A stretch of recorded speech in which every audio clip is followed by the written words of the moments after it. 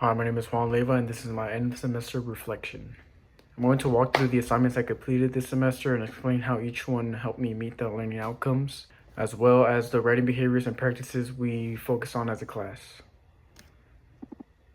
Looking back, I realized I actually grew a lot as a writer and as a communicator, and each assignment pushed me in a different way. The first assignment was the learner profile, and this one helped me understand myself as a writer and as a student. With this assignment, I connected most with the critical thinking SLO.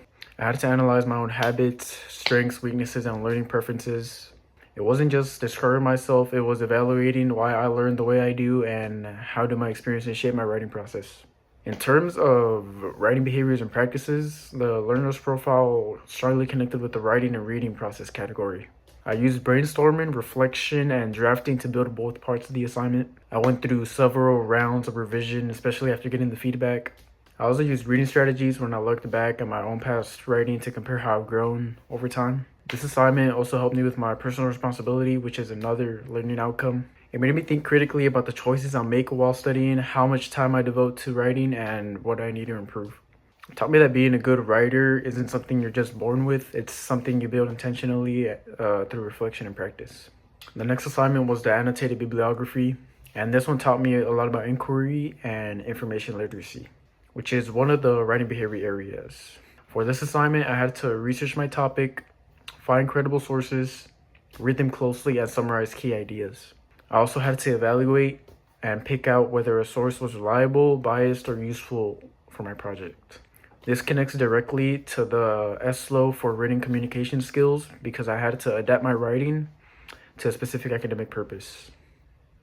Annotated bibliographies need a very formal tone and clear structure, so I had to follow the conventions of that genre. I also practiced rhetorical awareness. Annotating sources made me pay close attention to the author's purpose, the audience they were writing for, and the type of evidence they used, and how the choices influenced the argument.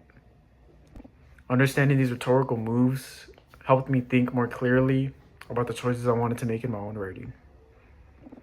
This assignment also strengthened my responsibility as a researcher. I had to keep track of my sources, cite them correctly, and make sure you chose the credible information instead of just whatever appeared first on Google.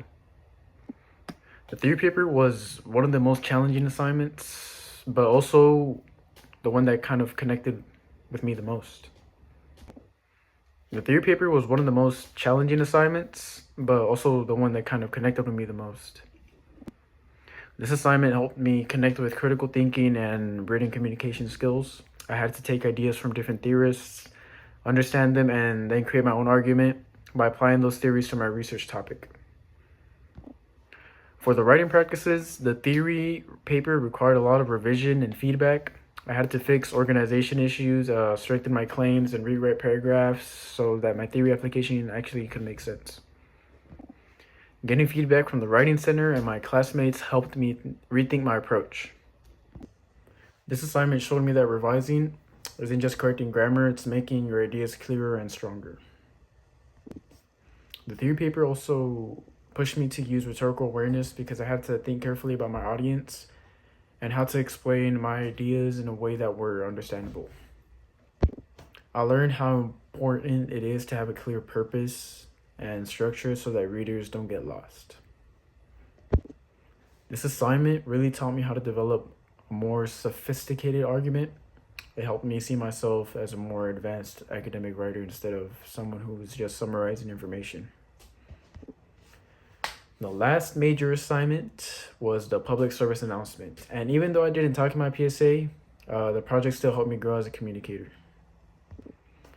Because I wasn't speaking, I had to rely on complete visual communication skills to get my message across. That meant paying close attention to images, pacing, and the text on the screen, and also the overall emotional impact I was trying to induce. This connected mainly to the SLO for oral and visual communication, except in my case, it leaned heavily towards the visual side. I had to think about how an audience would understand and react to the message without hearing my voice, and that required me to be more intentional about what I showed and how I ordered what I presented. In terms of writing behaviors, this project strengthened my rhetorical awareness. I had to make decisions about what visuals were effective, what message I wanted the audience to take away, and how to make the PSA clear, engaging, and persuasive without spoken words. It was a different type of composing, but it still required planning, revising, and understanding what the audience needs. Even without talking, the PSA taught me how powerful visuals can be and how communication works across different modes, not just writing or speech.